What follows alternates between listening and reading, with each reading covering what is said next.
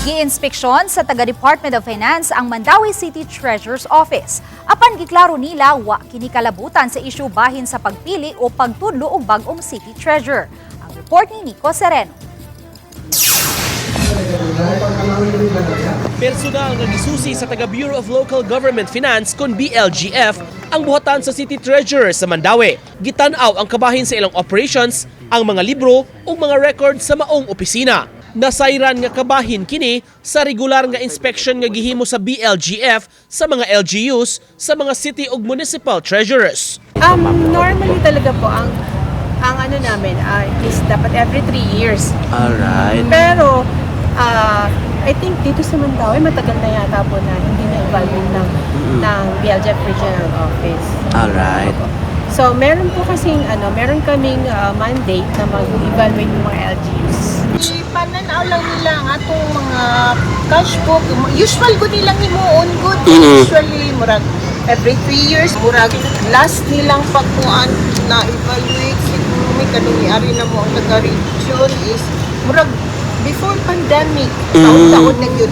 Matod sa BLGF official, sa inisyal nga assessment, compliant ang syudad niini sama sa daily transaction recording, deposit ug collection. Giklaro niya, bugtong evaluation ra ang ilang katuyuan sa pagbisita ug wala siya mokomento sa uban nga issue kabahin sa City Treasurer's Office. We will not comment on that kasi it's not part of it's not part of our evaluation. Ang ini-evaluate lang naman po is the treasury operation.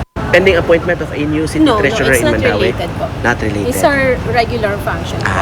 Ang date talaga namin sa division namin to conduct ang regular evaluation. Kahinumduman sa miaging simana, gipahibaw ni Mayor Glenn Bersede ang tinguha niya nga ma-appoint na sa BLGF isip City Treasurer ang karon Assistant Treasurer Julie Ballesteros.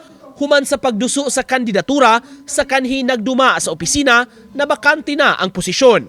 Matod sa mayor, duna na siya gipirmahang rekomendasyon kang Ballesteros apan wala pa na aksyonan. Doon na sila ilang ibutang diha nga mo himong treasurer. Kung taga-diin man, taga-Tacloban. Whole Philippines, anong taga-Tacloban man? Wagi taga-Butuan, wagi taga-Cebu City, anong Tacloban. Mo itong ako ginanamo ng review o musugot ba ta? Nico Sereno, Humanitarian nga patuon. Balitang Bisdak.